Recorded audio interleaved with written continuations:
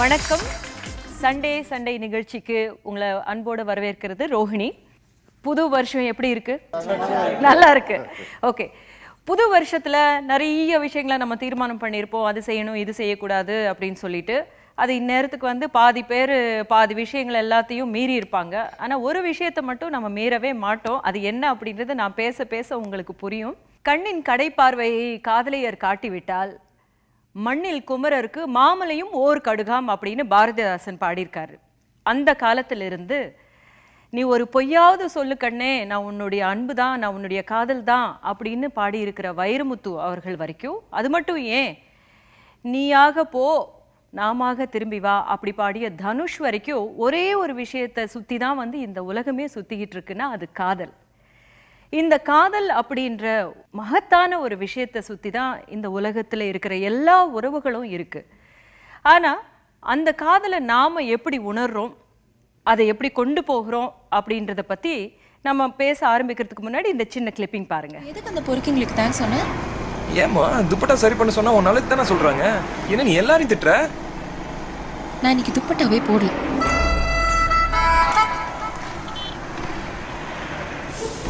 பாவீங்களா, உங்களுக்கு என்னடா பண்ண? இப்போ அவ எஃப்எம் ஆன் பண்ணிடுவாரடா. இப்படி நீங்க கூப்பிட்டோன்னே வருவீங்கன்னு நான் எதிர்பார்க்கவே இல்லைங்க. யார் கூப்பிட்டாலும் இப்படிதான் வந்துருவீங்களா? Hello, sorry. இங்க இருந்து பார்த்தா மூஞ்சி தெரியாது, ஓகே. அம்மாவுக்கும் பொண்ணுக்கும் கூட வித்தியாசம் தெரியாது. அம்மாவா? எங்க அம்மாவை பார்த்து கை காமிச்சியாமே, அவங்க கிட்ட சொல்ல முடியுமா நீ என்ன நினைச்சு கை காமிச்சான்னு? பசங்களை விட பொண்ணுங்க தான் காலேஜ் வரும்போது நிறைய ஆசையோடு வருவாங்க. அவசரப்பட்டு சூஸ் பண்ணிடுவாங்க. அந்த பையன் மேல எல்லா பாசத்தையும் கொட்டிடுவாங்க. அந்த பையன் அவங்களை ஏமாத்தினா எவ்வளவு ஹர்ட் ஆகும். ஜீவா ஃபோன் பண்றான். உன் நம்பர் அவனுக்கு எப்படி தெரியும்? தெரியல. இத பாரு, நாமளே ஃபோன் பண்ணலாம் நினைச்சோம், ஆனா இப்போ அவனே ஃபோன் பண்ணிட்டான். முதல்ல எதுக்கு ஃபோன் பண்ணான்னு தெரிஞ்சுக்கோ. ஓகே, அவன் நம்பர் தெரியாத மாதிரி பேசு. ஹலோ. ஹலோ. ஆமாடா. பிரியா இருக்காங்களா? ஆமா, பிரியா தான். எப்படி இருக்கீங்க? நீங்க? எனக்கு வாய்ஸ் தெரியலையா? தெரியல. ஏங்க 2 நாள் கூட மீட் பண்ணுங்க, யோசிச்சு பாருங்க. தெரியல. ஓகே வச்சிருங்க. Hello hello. ஏய், கட் பண்ணு. நீங்க ஸ்மோக் பண்ணுவீங்களா? தம்மு சச்சா, பொண்ணுங்க போய் எப்படி தம்மல அடிக்க முடியும்? பாக்ஸிங்ல அதெல்லாம் அலவுடே இல்ல. பாத்தீங்களா, எனக்கு ஸ்மோக் பண்ற பொண்ணுங்களை தான் பிடிக்கும். தம்மு அடிச்சதே இல்லைன்னு சொல்ல முடியாது. கேர்ள்ஸ் பார்ட்டி, நியூ இயர் அப்பெல்லாம் அடிச்சிருக்கேன். ஓகே. தண்ணி? சரக்குமா? சரக்கு?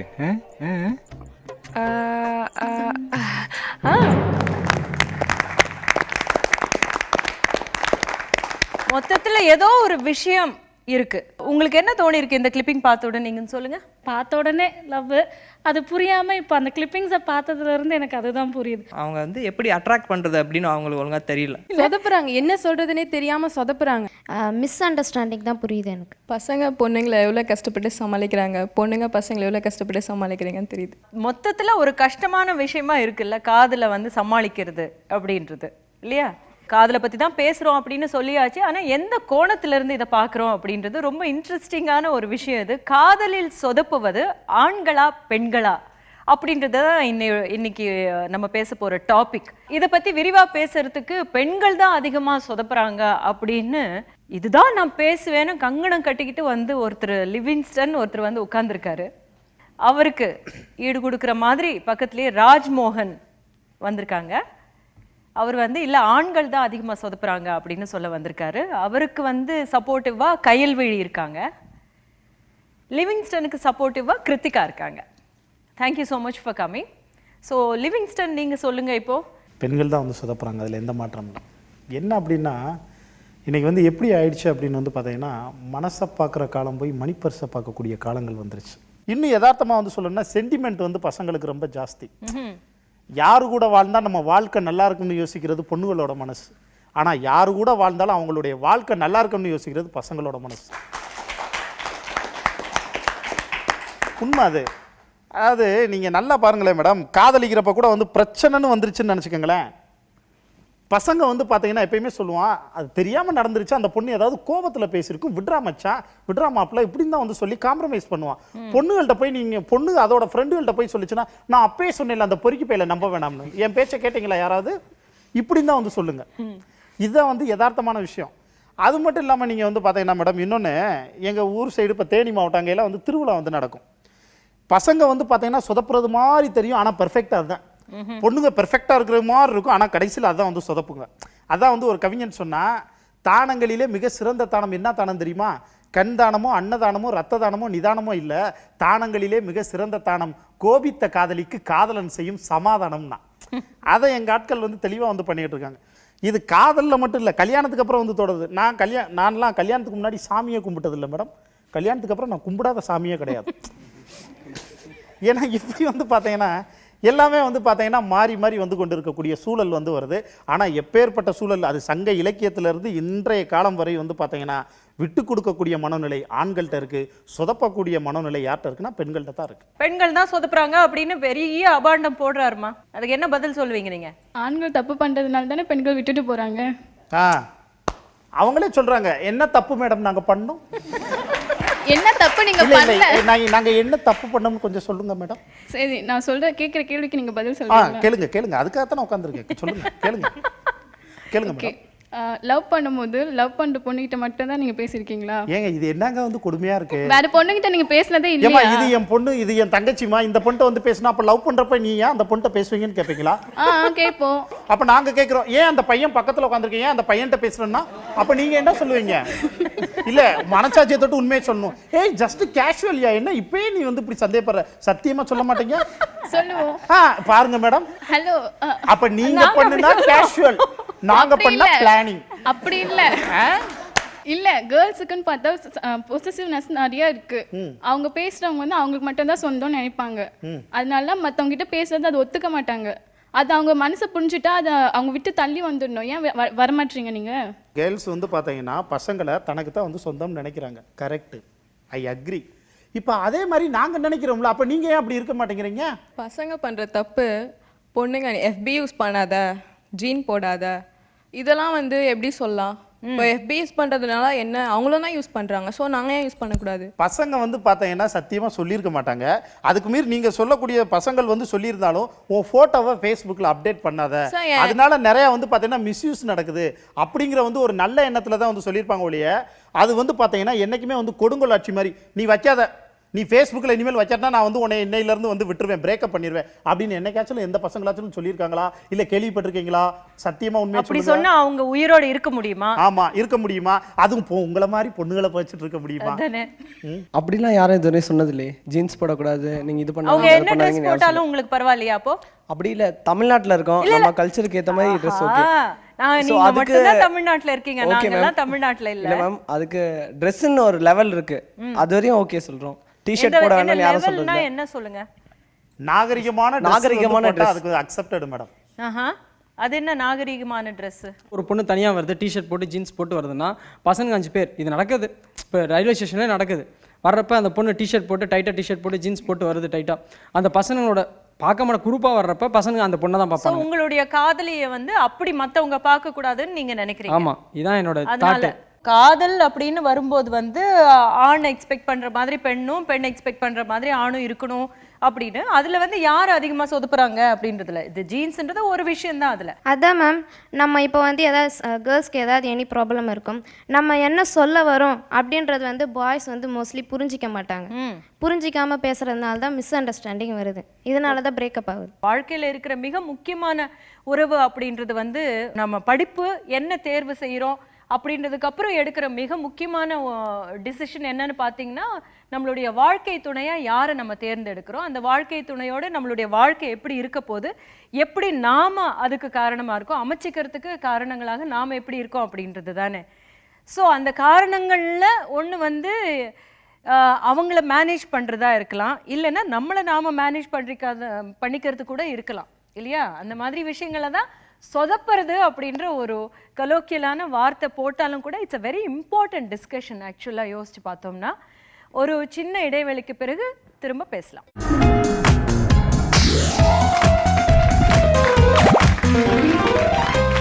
Welcome back to Sunday. காதலில் சொதப்புவது ஆண்களா பெண்களா அப்படின்ற மிக முக்கியமான விஷயத்தை பத்தி பேசிட்டு இருக்கோம். இதை பத்தி ராஜ்மோகன் என்ன நினைக்கிறீங்க? ஆண்கள் காதலை பொறுத்த வரைக்கும் அணுகிறதுலயே நிறைய பிரச்சனை இருக்கு. அவங்களுக்கு ஈவ்டீசிங்க்கும் லவ் எப்படி ப்ரொபோசல் பண்ணுங்கிறதுக்குமே வித்தியாசம் தெரியல. உதாரணமா எங்க காதல் மன்னன் அண்ணன் லிவிங்ஸ்டனையே சொல்லலாம். மரத்துல இருக்குது காய், தூங்க தேவை பாய், நீ மட்டும் ஓகே சொன்னா நான் உன் காலடி நாய் அப்படின்னு ஒரு கவிதை எழுதி இது ஒரு ப்ரொபோசல் லெட்டரா கொடுத்துட்டு அவங்க அதை சொல்லலை, ஒரு முடிவை சொல்லலைன்ட்டோன்னே அது ஒரு சிம்பத்தைஸ் பண்ணி ஒரு தேவதாசா தன்னை நினச்சி நல்லா தாடி வளர்த்துக்கிட்டு தண்ணி அடிச்சுக்கிட்டு சரி ஆப்ஷன் 2 ஓகே சொல்லிட்டாங்க, மச்சான் சக்ஸஸ் ஆயிடுச்சுடா, திரும்ப தண்ணி அடித்து அதே தாடியை வாயை சுற்றி வரப்பு வெட்டிக்கிட்டு வாய்க்க வெட்டிக்கிட்டு அவங்க காதலை அணுகிறாங்க. அது தவறு. உண்மையிலே எந்த ஒரு சினிமாலையும் காட்டுற மாதிரி ஒரு பொண்ணு பின்னாடியே மோளம் அடிச்சுக்கிட்டு அல்லது டங்குன்னு டான்ஸ் ஆடிக்கிட்டே நான் ராஜான்னு போனால் காதல் வந்துருமான்னு எனக்கு தெரியல. என்னை பொறுத்த வரைக்கும் அதை நான் ஒரு ஈவ்டீசிங்காக பார்க்குறேன். ரெண்டாவது, இந்த உலகத்தை கிமு கிபின்னு பிரிக்கிற மாதிரி நம்ம காமு காப்பின்னு பிரிச்சுக்கலாம். எப்படி? காதலை ஏற்றுக்கொள்வதற்கு முன், காதலை ஏற்றுக்கொண்ட பின். காதலை ஏற்றுக்கொள்வதற்கு முன் இவங்க அடிக்கிற ஸ்டண்ட் இருக்கு. எப்பா அந்த பைக்ல வர்றது, நல்லா குளிக்கிறது, ஒரு நாளைக்கு 2 வாட்டி குளிக்கிறது, சென்ட் அடிச்சுக்கிறது, பிறந்த நாளை ஞாபகம் வச்சுக்கிறது கிடையாது, ஒரு கல்யாண நாளை ஞாபகம் வச்சுக்கிறது கிடையாது. ஏதாவது ஒரு பிப்ரவரி 9 என்ன தேதி என்னட்டோன்னா பிப்ரவரி 8க்கு அடுத்து வர தேதி தானே, இல்லை 10க்கு முன்னாடி வர தேதின்னு சொல்றது. எந்த வகையான ஒரு பொறுப்புணர்ச்சியும் காதல்ல அல்லது ப்ரொபோசல ஓகே ஆனதுக்கு பிறகு இவங்க எடுத்துக்கிறது கிடையாது. இதை தான் சொல்றோம் காதலில் தவறு செய்வது. அப்படியெல்லாம் நினைக்காதீங்க. ஆனா நான் ஒரு விஷயம் இந்த இடத்துல பெருமைக்காக சொல்ல, என் மனைவியை மாதிரி தியாகி வந்து யாரும் கிடையாது. ஏன்னா வீட்டுல என்ன அடிச்சுட்டு அவ உட்காந்து அழுவா, அப்படியாப்பட்ட தியாகி. இவர் வந்து பாத்தீங்கன்னா இதை வந்து பேசுறாரு. நான் இன்னொன்னு என்ன சொல்றேன்னா, முதல் சொதப்பலை நீங்க வந்து பாருங்களேன், ஆதாம் ஏவாள்ல யார் மேடம் சொதப்புனா? யார் சொதப்புனாங்க? ஏவாள் தான் வந்து சொதப்புனாங்க. என்ன சொதப்புனாங்க? என்ன அந்த பழத்தை வந்து பாத்தீங்கன்னா போய் வந்து முதல்ல பறிச்சு தின்னது யாருங்க? யாரு? கடவுள் வந்து சொன்னனே ஏவாள் தாங்க.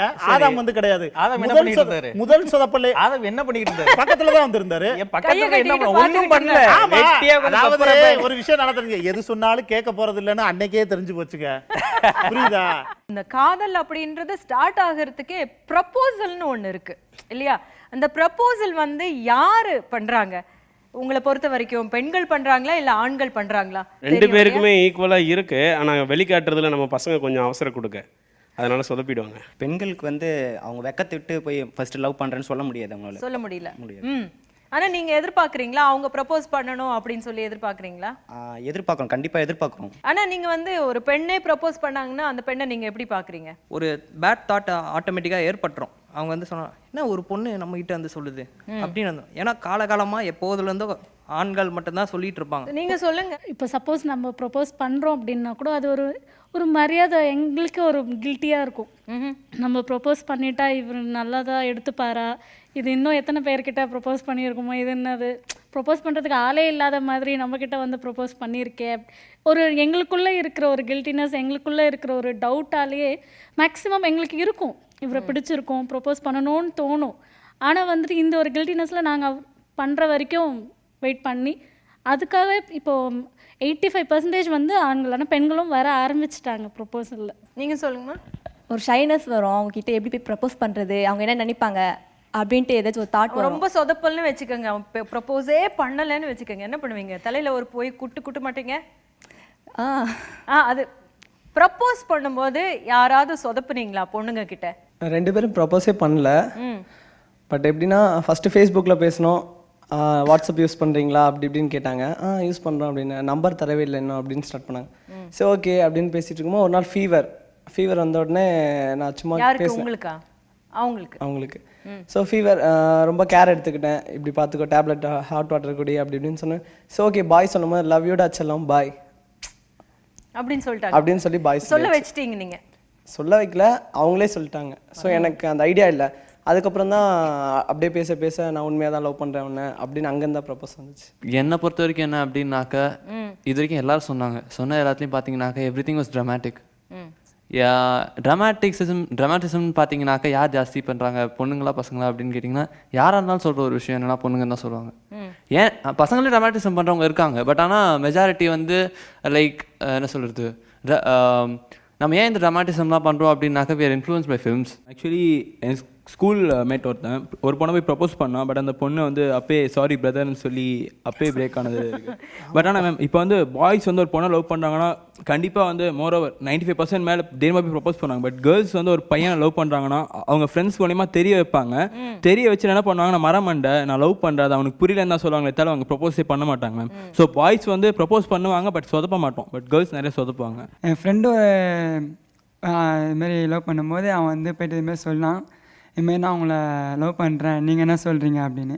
இவர் சொன்ன மாரி சாரி பிரதர் அப்பயே சொல்லியிருந்தா கூட அவன் அங்கேருந்து அதுலேருந்து சரி அப்படின்னு சொல்லு. ஏன்னா எனக்கு ஒரு வாரம் டைம் வேணும் அப்படின்னு சொன்னேன். ஒரு வாரம் கழித்து கேட்கும்போது இல்லை கொஞ்சம் வீட்டில் கொஞ்சம் கஷ்டமாக இருக்குது இப்போதைக்கு என்னால் அந்த லவ்ன்ற விஷயத்தையே நான் ஒரு 1 மந்த் கழித்து கண்டிப்பாக சொல்கிறேன். சரி இவ இப்படி சொல்கிறாளே நம்மளை பிடிச்சிருக்கு போல் 1 மந்த் கழித்து நம்மளை அக்செப்ட் பண்ணிப்பா அப்படின்னு சொல்லிட்டு 1 மந்த் கழித்து பேசும்போது ஐயோ சாரிங்க என்னால் முடியாது, எங்கள் வீட்டில் வந்து ஒத்துக்க மாட்டாங்க.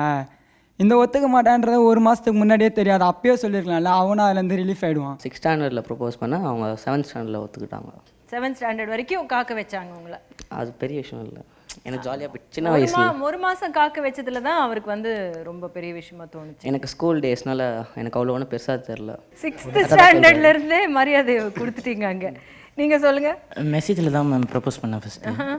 ப்ரப்போஸ் பண்ணிகிட்டு இருக்கும்போது அவங்க ஃபஸ்ட்டு கேட்டதுக்கு எதுவுமே சொல்லவே இல்லை என்கிட்ட. ஃப்ரெண்ட்ஸ் மூலிமா தெரிஞ்சிச்சு பண்ணுறாங்கன்ட்டு. 11th 12th வரைக்கும் சரி பண்ணுறியா இல்லையான்னு கேட்டால் எனக்கு தெரியவே தெரியாது நான் உன்னை பண்ணுறேன்னா இல்லையான்னு சொல்லிட்டு இருந்தாங்க. அவளுக்கு தெரியாது. பண்ணுறியா இல்லையான்னு கேட்டால் எனக்கு தெரியாதுன்னு சொல்லிட்டு இருந்தாங்க.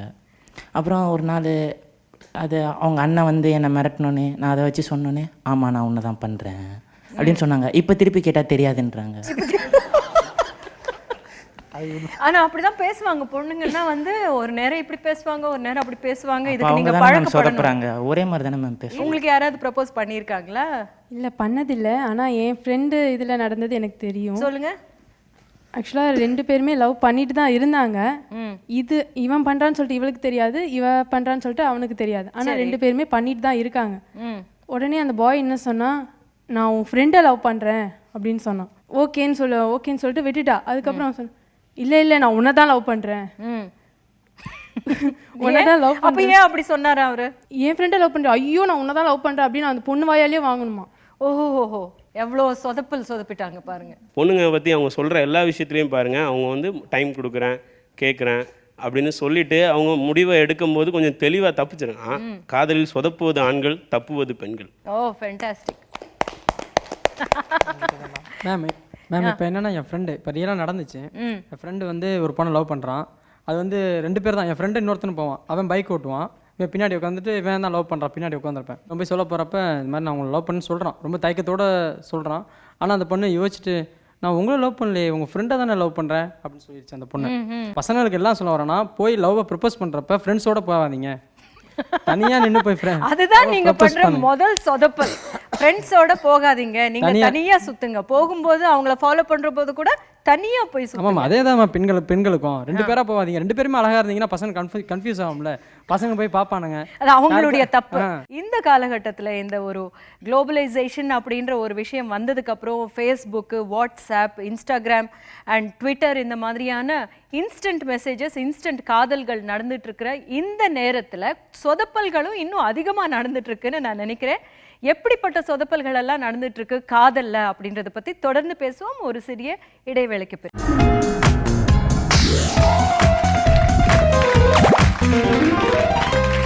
Welcome back to Sunday. காதலில் சொதப்புவது ஆண்களா பெண்களா அப்படின்ற மிக முக்கியமான வாழ்க்கையில மிக முக்கியமான விஷயத்தை பத்தி விவாதிச்சுட்டு இருக்கோம்.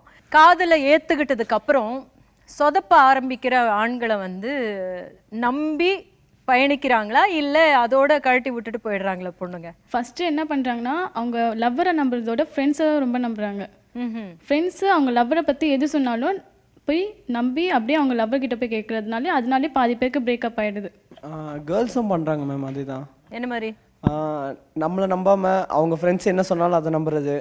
இந்த மாதிரி அவன் நேற்று ஒரு பொண்ணை கூட்டிகிட்டு போனான்டி பைக்கில் அப்படின்னு அவங்க ஃப்ரெண்ட்லியாக வந்திருக்கலாம், இல்லை தங்கச்சியாக வந்திருக்கலாம், நாங்கள் கூட இருந்திருக்காது. வேறு யாரையோ பார்த்துட்டு நேற்று ஒரு பொண்ணை கூட்டிகிட்டு போனான், அவனை உடனே மெசேஜ் பண்ணி கேளு, அவனை அப்போயே சொன்னேன் அவன் சரியில்லை, நீ ஏமாந்துட்ட அந்த மாதிரி சொல்கிறது. அப்புறம் அவன் என்ன ஸ்டேட்டஸ் அப்படி போடுறான் பார்த்தி அவன் ஸ்டேட்டஸை போய் அப்படின்னு சொல்லி விட்றது.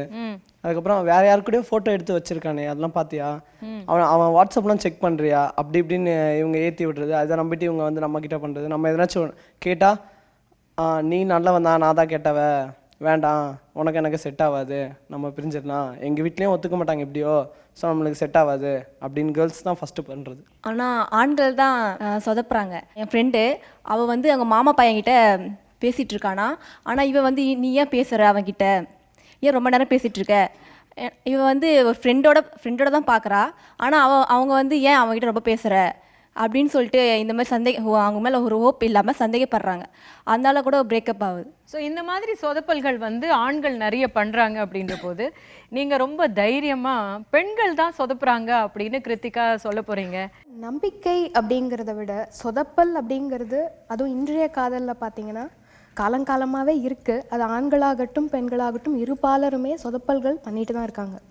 ஆனால் அதில் ஜாஸ்தி அதை இன்னும் வந்து அந்த என்ஹான்ஸ் பண்ணுற ஃபேக்டர்ஸ் வந்து இப்போ பார்த்தீங்கன்னா பெண்கள் கிட்ட அந்த தாட் ப்ராசஸில் ஒரு கிளாரிட்டி இல்லாததுனால ஆண்களை இன்னும் சொதப்ப விடுறாங்க. ஸோ மேஜர் ரெஸ்பான்சிபிலிட்டியே அந்த பொண்கள் தோள்களில் தான் இருக்கு.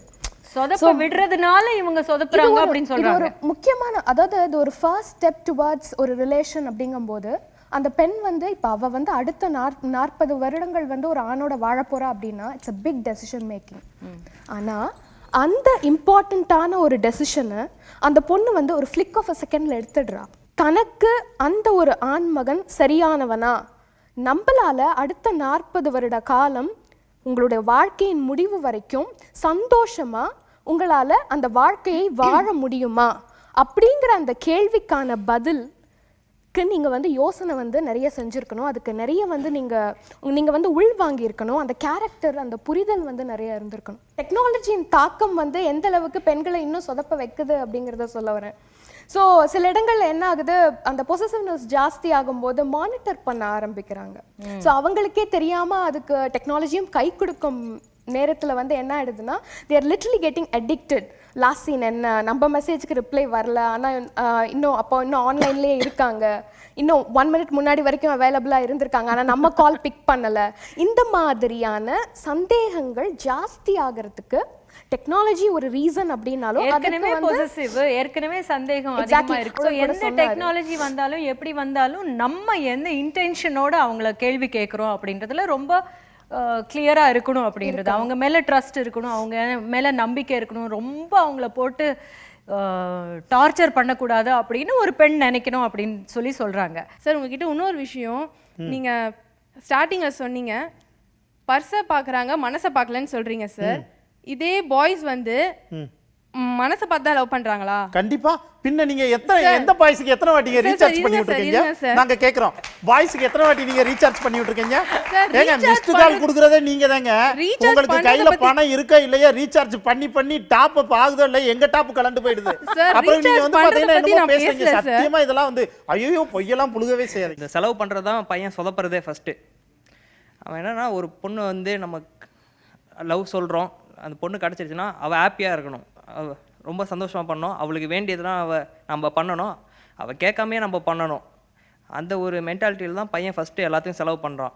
அவங்க ஒரு பாயிண்ட் சொன்னாங்க, பெண்களுக்கு வந்து மிகவும் நிதானம் பொறுமை அதிகம்ன்ட்டு. அதாவது பார்த்தீங்கன்னா, நீங்கள் ஃபஸ்ட்டு இப்போ வந்து ஒரு பையன் ப்ரப்போஸ் பண்ணுறான்னா அக்செப்ட் பண்ணுற டைம் மட்டும் நிறைய எடுத்துப்பாங்க. இதே ஒரு பையனை ரிஜெக்ட் பண்ணுறது இல்லை பிரேக் பண்ணுறதுனா இப்படின்றதுக்குள்ளே பிரேக் பண்ணிடுவாங்க. ஸோ அவங்களுக்கு பொறுமைன்றது எனக்கு தெரிஞ்சு இல்லை. நெக்ஸ்ட்டு ஃபேஸ்புக்கில் லவ், கேர்ள்ஸ் வந்து நிறைய பசங்களை ஃபேஸ்புக்கில் லவ் பண்ணி ஏமாந்துடுறாங்க. ஏமாந்துட்டு மொத்த பசங்களையும் குறை சொல்கிறது நான் தப்புன்னு சொல்கிறேன். எதுக்கு ஃபேஸ்புக்கில் அவங்க லவ் பண்ணுறாங்க? அதே மாதிரி வந்து இப்போ ஒரு அனாலிசிஸ் பண்ணாங்க. அதில் என்னன்னா, வாட்ஸ்அப்பில் யார் அதிகமாக லாஸ்ட் சீன் ஹைட் பண்ணுறா அப்படின்னு பார்த்தீங்கன்னா பாய்ஸ் தான். ஏன்னா வந்து கேர்ள்ஸ் வந்து ஹைட் பண்ண மாட்டாங்க, ஏன்னா அப்போ தான் நோட்டி கொஸ்டின்ஸ் கேட்க முடியும். அதனால் கேர்ள்ஸ் வந்து ஹைடே பண்ண மாட்டாங்க, பாய்ஸ் தான் வந்து வாட்ஸ்அப்பில் லாஸ்ட் சீன் ஹைட் பண்ணுறது. அந்த ஆப்பை கண்டுபிடிச்சதும் பார்த்தீங்கன்னா ஒருத்தர் லவ் ஃபெயிலியர், அதனால லவ் ஃபெயில் ஆனன்னு சொல்லி தான் அவர் அந்த ஆப்பே கண்டுபிடிச்சாரு. அதுக்கு தான் வாட்ஸ்அப்லேயே அதை சேர்த்தாங்க. நம்ம வந்து ஒரு சின்ன ஒரு டிராவல் நடக்குது இல்லையா, காதலிச்சுட்டு காதல்லேருந்து கல்யாணம் வரைக்கும் போகிற அந்த காதல், அந்த டிராவலில் நடக்கிற சின்ன சொதப்பல்கள் என்ன அப்படின்றது மட்டும்தான் நம்ம இந்த நிகழ்ச்சியில் பேசிகிட்டு இருக்கோம். தொடர்ந்து பேசுவோம் ஒரு சிறிய இடைவேளைக்கு பிறகு.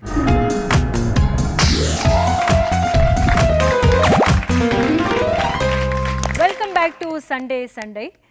காதலில் சொதப்புவது ஆண்களா பெண்களா அப்படின்றத பத்தி பேசிட்டு இருக்கோம். இதுல வந்து நிறைய சின்ன சின்ன விஷயங்கள சொதப்புறது அப்படின்றது ஓகே, அதை கூட நம்ம வந்து சரி செய்துட்டு போயிடலாம். ஆனா மிகப்பெரிய டெசிஷனான கல்யாணம் அப்படின்னு வரும்போது யார் அதிகமா சொதப்புறாங்க, இல்ல சொதப்புறதுக்கான பிரச்சனைகள் என்ன இருக்கு? கட்டாயம் ஆண்கள் தான் சொதப்புறாங்க. என்ன ரீசன் கேளுங்க. நீங்கள் சொல்லும் போதே சொன்னீங்க பெண்களுக்கு வந்து நிதானமாக யோசித்து முடிவெடுக்கிற ஒரு பக்குவம் இருக்குது, ஆனால் ஆண்களுக்கு அது கிடையாது. ஒரு காதல் செய்யறதுக்கு முன்னாடியே அவங்களுக்கு பிரேக்கப் பண்ணுறதோட ரீசன் என்னென்னு பார்த்தீங்கன்னா, நம்ம லிவிங்ஸ்டன் அண்ணா, நம்ம சீஃப் கெஸ்ட் தெரியும், அவருடைய திருமணம் வந்து காதல் திருமணம் தான். நான் வீட்டில் வந்து பார்த்து கல்யாணம் பண்ணி வச்சது தவிர, நீங்களே என்ன பண்ணீங்கன்னா கூட்டிகிட்டு வந்து கல்யாணம் பண்ணீங்களா, இல்லை வீட்டில் 2 பேர் வீட்லேயும் சொல்லி திருமணம் பண்ணிக்கிட்டீங்களா? இல்லை, வீட்டுகளில் எதிர்ப்புகளை மீறி தான் கல்யாணம் எதிர்ப்பு மீறி தான் சம்மதிக்கல, நீங்கள் வந்து கல்யாணம் பண்ணிக்கிட்டீங்க. சரி, அந்த பொண்ணு உங்களை நம்பாமல் இருந்து வெறும் உங்களோட பர்ஸை மட்டும் பார்த்து இருந்துச்சுன்னா நீங்கள் வந்து ஃபைனல் இயர் முடித்த உடனே திருமணம் பண்ணியிருப்பீங்க. நான் வந்து ஒரு கல்லூரி படிச்சுக்கிட்டு பார்ட் டைமில் ஒரு நல்ல வேலை பார்த்துக்கிட்டு இருந்தேன். ஆனால் என்னுடைய மனைவிட்ட நான் வந்து பார்த்தீங்கன்னா கேஷுவலாக பேசுகிறப்ப கூட வந்து கேட்டேன், உண்மையிலே வந்து பார்த்தீங்கன்னா நான் சராசரியாக ஒரு படிச்சுக்கிட்டு சும்மா வெட்டியாக நான் சுற்றிக்கிட்டு இருந்தேன்னா அப்போ இதே மாதிரி நம்பி என் கூட வந்திருப்பேன். நான் வந்து யதார்த்தமாக கேட்டேன். இல்லை, அது கண்டிப்பாக வந்திருக்க மாட்டேன். அப்படி அவங்கள நேரில் வச்சு கேட்டிருந்தா மட்டும்தான் அது உண்மையாக இருக்கும். அப்படி சொல்ல மாட்டாங்க, சொல்லி இருந்தால் கூட ஜஸ்ட் ஃபார் ஃபன்னாக இருக்கலாம். ஆனால் உங்களை உண்மையாக காதலிச்சு எப்படி வீட்டில் திருமணம் செய்ய போகிறாங்கன்ற விஷயத்த உங்ககிட்ட சொல்லியிருக்காங்கன்னா நீங்கள் வேலை செய்கிறீங்களோ இல்லையோ உங்கள் கூட வரன்ற ஒரு முடிவில் தான் அவங்க இருந்திருக்கிறாங்க. ஸோ பெண்கள் எப்பவுமே சொதப்புறது கிடையாது. நீங்கள் ஒரு பையனை வந்து காதலிக்கிறீங்க, நீங்கள் காதலிக்கிறப்ப அந்த பையன் எந்த வேலை வெட்டியும் வந்து கிடையாது. ஒரு 3 வருஷத்துக்கு அப்புறம் வந்து பார்த்தீங்கன்னா திருமணம்ங்கிற ஒரு ஸ்டேஜ் வந்து வர்றப்ப அன்ஃபார்ச்சுனேட்லி அந்த பையன் அதே நிலைமையில தான் வந்து இருக்கான். அப்ப அந்த பையனை நீங்க கல்யாணம் பண்ணுவீங்களா இல்ல விட்டுட்டு போயிடுவீங்களா? கட்டாயம் நான் கல்யாணம் பண்ணுவேன், நான் வேலைக்கு போயிடுவேன். எல்லா காதலர்களுக்கும் இருக்கக்கூடிய ஒரு மேஜர் கம்ப்ளைண்ட் என்னன்னா, என்ன உருப்பட சொல்றா என் காதலி அப்படின்னு கம்ப்ளைண்ட் பண்ணாங்க. அது எல்லாருமே கம்ப்ளைண்ட் பண்ற விஷயம். ஒரே ஒரு விஷயம் சொல்றேன், எனக்கு பிரேக்கப் ஆயிருச்சு, இதுக்கு முன்னாடி 3 லவ் ஸ்டோரிஸ் இருந்திருக்குங்க, எனக்கு பிரேக்கப் ஆயிடுச்சு அப்படின்னு ஒரு ஆண்மகன் இந்த சமுதாயத்துல வந்து சொல்றதுக்கு இருக்கிற ஸ்பேஸ் ஒரு பெண்ணு தனக்கு பிரேக்கப் ஆயிடுச்சு அப்படிங்கறத வெளிப்படையா சொல்ல முடியுமா? ஏன்னா பொண்ணு மேல தான் தப்பு இருக்கும், பசங்க மேல தப்பு இல்ல. அபத்தமான குற்றச்சாட்டு, இது ஒத்துக்கவே முடியாது. இல்ல ஒரு விஷயம் சொல்றேன், இங்க இருக்கிற இத்தனை ஆண்கள் ஆமாங்க நான் லவ் பண்ணிருக்கேன் ஒரு வெக்கப்பட்டுட்டோ இல்ல ஒரு அனிச்சையாவோ நீங்க லவ் பண்றீங்க அப்படிங்கிற விஷயத்த உங்களால ஓப்பனா சொல்ல முடியற மாதிரி பெண்களால ஏன் வந்து நான் இங்க இருக்கிறவங்கள ஒரு சிலர் காதலிக்கலாம், ஆனா அதை ஓப்பனா ஒத்துக்க முடியாது. ஓப்பனா இந்த சமுதாயத்துல ஒத்துக்க முடியாது. சமுதாயத்துல அதுக்கான ஸ்பேஸ் இல்ல. அப்ப சில விஷயங்கள்ல பெண்கள் அப்படியான முடிவுகளை எடுக்க வேண்டியதா இருக்கு, அப்படியான யோசனைகளை செய்ய வேண்டியதுதான் இருக்கு. இதை வந்து நீங்க ஒரு குற்றச்சாட்டா, இதை நீங்க ஒரு சொதப்பலா சொல்ல முடியாது. ஏன்னா இது அவங்களுக்கு ஏற்படக்கூடிய கட்டாயத்துக்கு எல்லாரும் சரி செஞ்சுதான் ஆகணும். ஒரு ஆண் ஒரு காதலில் இருந்து அல்லது ஒரு வாழ்க்கை துணையிடம் இருந்து இல்ல ஒரு உறவு கிட்ட இருந்து எதிர்பார்க்கக்கூடிய எதிர்பார்ப்புகள் அப்படின்னு சில விஷயங்கள் இருக்கு. ஒரு பெண் இதே ஒரு காதல்ல இருந்து ஒரு உறவுல இருந்து எதிர்பார்க்கக்கூடிய விஷயங்கள்னு சிலது இருக்கு. ஆண்கள் எதிர்பார்க்கக்கூடிய விஷயங்கள் ஒரு அன்பா இருக்கலாம், என் அம்மா மாதிரி பாசமா பாத்துக்கணுங்கிறதா இருக்கலாம், இல்ல எனக்கு வீட்டுல இருந்து எனக்கு முழு சப்போர்ட்டை கொடுக்கணும், நீ அத்தனை பேருக்கு முன்னாடி நிக்கலனாலும் பரவாயில்ல எனக்கு பின்னாடி நின்று என்ன பாத்துக்கணுங்கிறதா இருக்கலாம். இந்த மாதிரியான விஷயங்களை எப்படி ஒரு ஆண் எதிர்பார்க்கிறானோ அதே மாதிரி ஒரு பெண்ணிற்கான எதிர்பார்ப்புல தன்னுடைய பாதுகாப்பு, ஒரு பெண்ணை அவன் பத்திரமா பாத்துக்கணும். இது வரைக்கும் எந்த ஆணாவது என் பொண்டாட்டி என்ன பத்திரமா பாத்துக்கணுங்க அதுதாங்க எனக்கு கிரைட்டீரியான்னு சொல்லி ஏதாவது ஒரு நிகழ்ச்சியில வந்து பொண்ணு தேடினாங்களா கேளுங்க? தேடி இருக்க முடியாது. இல்ல நான் சொல்றேன், முடிச்சிடுறேன். அப்ப அந்த சோஷியல் செக்யூரிட்டின்னு ஒரு பெண்ணுக்கு ஒரு உறவுல தேவைப்படுகிற பொழுது நம்ம என்னதான் லவ் மாடர்ன் ஆயிட்டோம் அப்படின்லாம் சொன்னாலும் நம்முடைய திருமண உறவு இல்ல நம்மளுடைய காதல் அப்படிங்கிறதுக்கான டெஃபினிஷன் மாறுறதே கிடையாது. ஸோ அது எல்லாத்தையும் மீறி அது டெசிஷன் எடுத்துக்கிறது வந்து பெண்களாக தான் அதிகமாக இருக்காங்க அப்படின்றது நம்ம வந்து கவனிக்க வேண்டிய ஒரு விஷயமா இருக்கு இல்லையா? இந்த காதல்ங்கிறது இவ்வளவு சீரியஸான விஷயமா தான் நம்ம சமுதாயத்துல நம்ம பார்த்துட்டு இருக்கோமா? இது எவ்வளவு ஒரு அழகான விஷயம், ஒரு அழகியல் சார்ந்த விஷயம் இல்லையா? ஒரு காதலை பத்தி பேசும்போது இப்படி அண்ணன் முகத்தை பார்த்தா எனக்கு பயமா இருக்கு, இந்த பக்கமா திரும்பி உட்காந்துக்கலான்னு பாக்குறேன், இப்படி அடிச்சு பேச வேண்டிய விஷயமே இல்லைங்க. இது காதல்ங்கிறது ரொம்ப அழகான விஷயம். இந்த அழகியலை பராமரிக்கணும் அப்படின்னு, இந்த அழகியலோட ரசிக்கணும் அப்படின்னு நினைக்கிறவங்க பெண்கள். அதுல எல்லா நேரத்திலையும் சொதப்புறது ஆண்கள். ஆனா இங்க இருக்கக்கூடிய முக்கால்வாசி ஆண்மகன்களுடைய மனதிற்குள்ளாக ஒரு தன்னுடைய காதலி அல்லது மனைவி தான் விரும்புகிறபடிதான் இருக்கணும் அப்படிங்கிற அந்த ஈகோ, அந்த எண்ணம் தானா துளிர் விட்டு இருக்கதானே செய்யுது. அது சொதப்பல் தானே, நீங்க எப்படி இல்லைன்னு சொல்லிட முடியும்? ஏதோ ஒரு சின்ன சின்ன விஷயங்கள்ல வந்து எனக்கு நீங்க டெக்ஸ்ட் பண்ணல அப்படின்னு பெண் கேட்பதற்கான இடத்தை நீங்க வந்து ஒரு பெரிய குற்றச்சாட்டா நீங்க வைக்கும்போது, காதலிச்சு நம்ம 2 பேரும் காதலிச்சிட்டோம், அதனால எங்க வீட்டுல இருந்து நீ வரதட்சணை வாங்காமல் திருமணம் செய்து கொள்கிறாயா அப்படின்னு கேட்கறதுக்கான உரிமையும் அந்த ஸ்பேஸும் பெண்ணுக்கு காதல்ல கொடுக்கப்படுதா? கொடுக்கப்படலையே. அப்ப எந்தெந்த விஷயங்கள்ல சின்ன சின்ன விஷயமெல்லாம் சொதப்பல் வந்து பெண்கள் பண்ணுவாங்க, இவங்க பெரிய விஷயத்துலலாம் சொதப்பிட்டு அதை கம்ஃபர்டபுளா மூடி மறைச்சிருவோம், நாங்க பண்றதெல்லாம் வந்து சொதப்பலே கிடையாது அப்படின்னு சொல்லக்கூடிய இடம் இந்த ஆண்கள் கிட்ட இருக்கதானே செய்யுது. மிகப்பெரிய ஒரு டெசிஷனான கல்யாணம் அப்படின்றதுல வந்து நிறைய சொதப்பல்கள் நடந்துட்டு இருக்கு. அதுக்கு காரணம் எப்படி போக வேண்டும், நம்மளுடைய வாழ்க்கை எப்படி போக வேண்டும் அப்படின்ற ஒரு பொறுப்புள்ள சிந்தனையும் பெண்கள் கிட்ட தான் அதிகமா இருக்கு அப்படின்றத நினைச்சு பார்த்தாலும் கூட ஆண்கள் கிட்ட அந்த சிந்தனை இல்லைன்னு அறவே நம்மளால மறுத்துட முடியாது. என்ன இருந்தாலும் இதை பத்தி நம்ம தொடர்ந்து பேசுவோம் சிறிய இடைவேளைக்கு பிறகு.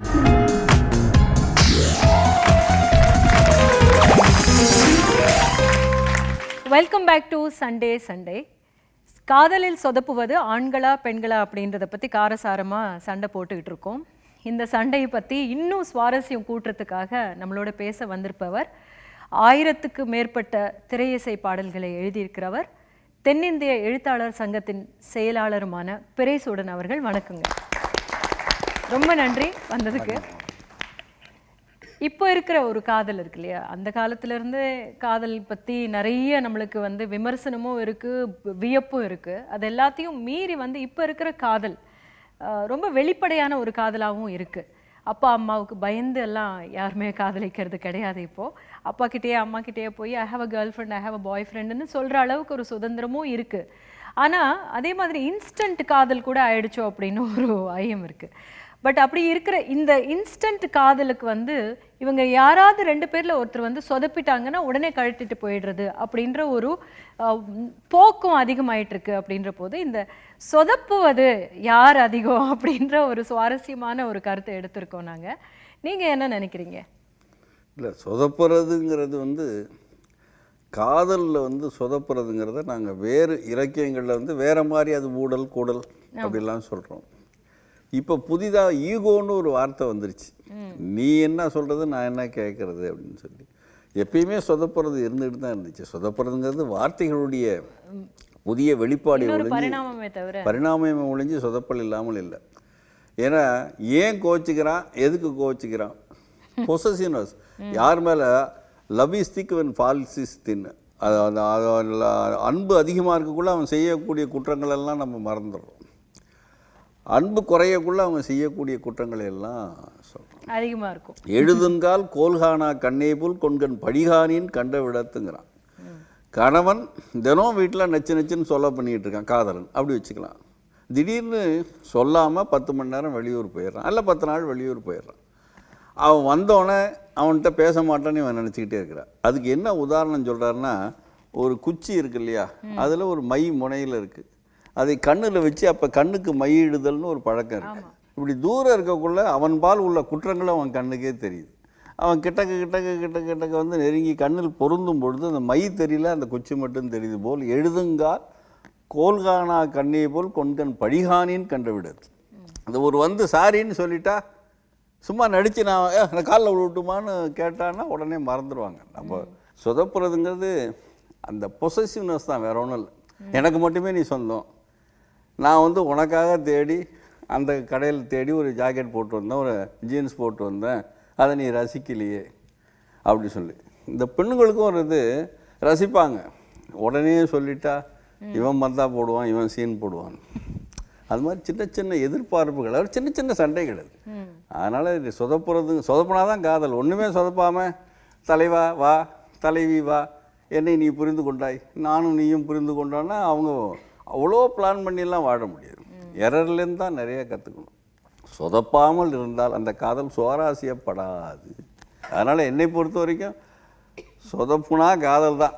பட் அதில் ஒரு வீம்பு விட்டு கொடுக்காது. விட்டு கொடுக்குறது நம்ம வீட்டிலையே ஒன்றும் இல்லை, பொண்டாட்டி சாப்பாடு போடுறா, வெள்ளிக்கிழமை தலை குளித்து ஒரு சாப்பாடு போடுறா, சக்கரை பொங்கல் வச்சா, தலையிலேருந்து ஒரு முடி விழுந்துருச்சு. என் தலையில் இனிமேல் விழுகிறதுக்கு ஒன்றும் இல்லை, அது ஒன்று பொண்ணுங்கள்லாம் சிரிக்குது. நமக்கு ரொம்ப ஃபாஸ்ட்டாக கால்குலேஷன் பண்ணுவாங்க. ஓந்தாலே இது அது ஒன்றும் இல்லை, என்னம்மா இப்படி இருக்குது அப்படின்னு சொல்கிறது ஒரு டைப்பு. அதை கொஞ்சம் ஜாக்கிரதையாக இருக்கக்கூடாதுன்னு ஒரு டைப்பு இருக்குது. அது தலையில் இருந்தாலும் அழகாக இருக்குது, இலையில் இருந்தாலும் அழகாக இருக்குது. அது எங்கள் டைப்பு. ஆனாலும் தலையில் இருந்தாலும் அழகாக இருக்குது, இலையில் இருந்தாலும் அழகாக இருக்குது. ஆனால் அது அங்கங்கேயே இருந்தால் ரொம்ப அழகாக இருக்கும். அதுதான் சொல்லுகின்ற பாங்கு. நீங்கள் இன்னொன்றும் சொன்னீங்கன்னா, எல்லா ஆம்பளை பையன்கிட்டையும் அம்மா பாசமாக இருப்பான், எல்லா பொம்பளை பிள்ளைகிட்டையும் அப்பன் பாசமாக இருப்பான். இது வந்து எதிர்பாலினியரை கவருவதுங்கிறது வந்து உடல் அமைப்புகள். அதுக்கு ஒரு கட்டுப்பாடு, வாழ்க்கை நெறிமுறையை வச்சுருக்கணும். அதனால் காதல்ங்கிறது தப்பு இல்லை. ஆனால் என்னென்னா, இந்த காதலுடைய அளவுகோலில் நிறைய தப்பு வந்தது. ஒரு என்னென்னா, இப்போ ஒரு கேட்டுக்கிட்டு தான் இருந்த நிகழ்ச்சி, 6வதுலேயே எனக்கு காதல் வந்துச்சு அப்படின்னு அவர் ஒரு பிட்டை போட்டார். தம்பி, எங்களுக்கு காலேஜ் வரைக்கும் வரலையப்பா. ஆனாலும் அந்த காதலை உறுதியாக SLC வரைக்கும் அல்லது +2 வரைக்கும் கண்டினியூ பண்ணுறார். அது மகிழ்ச்சி, போற்றுதலுக்குரியது. ஆனால் நான் வந்து காதலித்தேன். நான் அந்த காதலித்த பொண்ணு கடைசியில், நீ வந்து சினிமாவுக்கு பாட்டு எழுதுகிற பைத்தியக்காரெலாம் நான் கட்டிக்க மாட்டேன்னு டாட்டா சியூ பை பைன்னு சொல்லிட்டு போயிட்டான். அப்புறம் நான் வெற்றி பெற்றோன்னே உங்கள் கண்ணில் அன்றைக்கே வட்டம் தெரிஞ்சிச்சு, தலையில் ஒரு பெரிய ஒளி தெரிஞ்சிச்சுன்னா. ஏன்னா பொருளாதாரம் சார்ந்த காதல்கள் நிறைய பேர் இப்போ கூட பேசிட்டு சொன்னால், அண்ணலும் நோக்கினாள் அவளும் நோக்கினாள். தமிழில் நோக்குதல் வேறு, பார்த்தல் வேறு. பார்த்தல்ங்கிறது ஒரு ஒரு அழகான பொண்ணை ரசிக்கிறது. யாருமே நான் ரசிக்கலைன்னு சொன்னான்னா எல்லா பேரும் திருடன்னு இருக்கும். நல்ல அழகான பொண்ணு யாரும் ரசிக்கணும், அப்போ தானே கண்ணு. பட் அதுக்கு ஒரு அளவுகோல். இவள் எந்த அளவுக்கு ரசிக்கலாம், அவளுடைய ஸ்ட்ரக்சரை ரசிக்கலாம், அவள் கலரை ரசிக்கலாம், பேச்சை ரசிக்கலாம்னு ஒரு அளவுகோல் நிர்ணயிக்கப்பட்டிருக்கிறது. இது எல்லாருமே சொல்கிறான், அண்ணலும் நோக்கினால்னு. வந்து நின்னா, உப்பரிகையில் நின்னா, ராமன் ஏறிட்டு நோக்கினான். பார்த்தோன்னே என்ன நினச்சான்னா, நான் ஒரு தசரத சக்கரவர்த்தியினுடைய பையன், என் சாம்ராஜ்யத்தை கட்டி ஆழ்கின்ற அத்தனை அம்சங்களும் இவரிடம் இருக்கிறதா என்று அறிவோடு பார்த்தார். நான் ஒரு ஜனக பேரரசனுடைய மகள், என் தந்தைக்கும் எனக்கும் அவன் வழி நடத்தி செல்வானான்னு சொல்லி அங்கிருந்து ஒரு அழகாக இவ எப்படி பார்த்தா.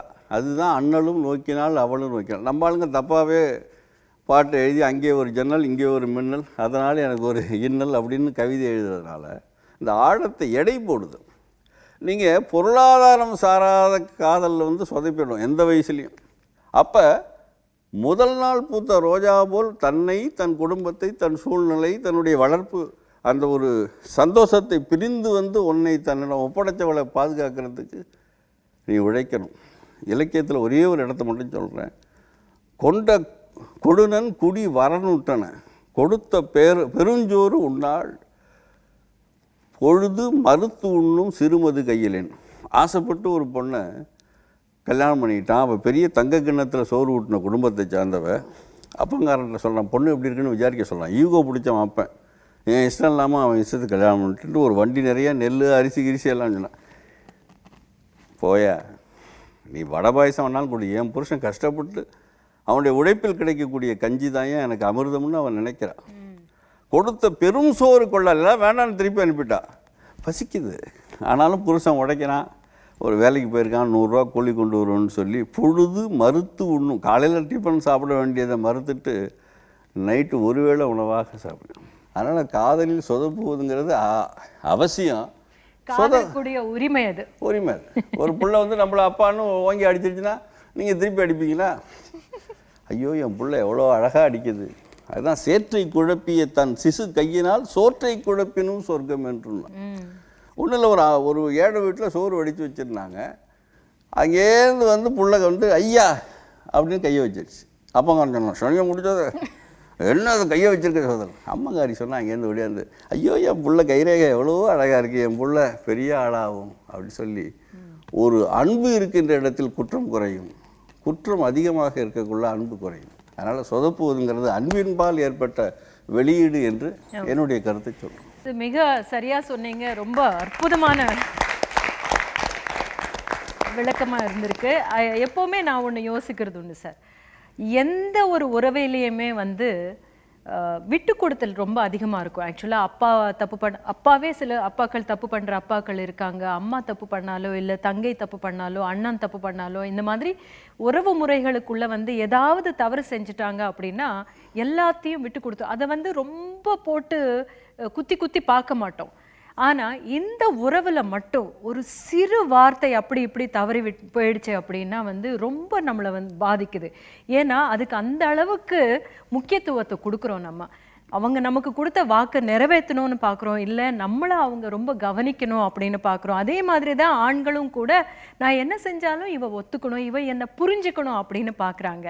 ஸோ அந்த மாதிரி ஒரு சின்ன சின்ன ஊடல்கள் இருந்தால்தான் வந்து காதல் ரொம்ப சுவையானதாக இருக்கும். அதுவே வந்து விட்டு கொடுத்தல் அப்படின்ற இடத்துக்கு போனால் தான் வந்து அந்த அன்புக்கே ஒரு அர்த்தமுள்ள அன்பாக மாறுறதுக்கான இடத்துக்கு போகும். அது அப்படிப்பட்ட அன்பு உங்களுக்கு வாய்க்க வேண்டும் அப்படியே சொல்லிக்கொண்டு உங்களிடமிருந்து விடைபெறுவது ரோஹிணி.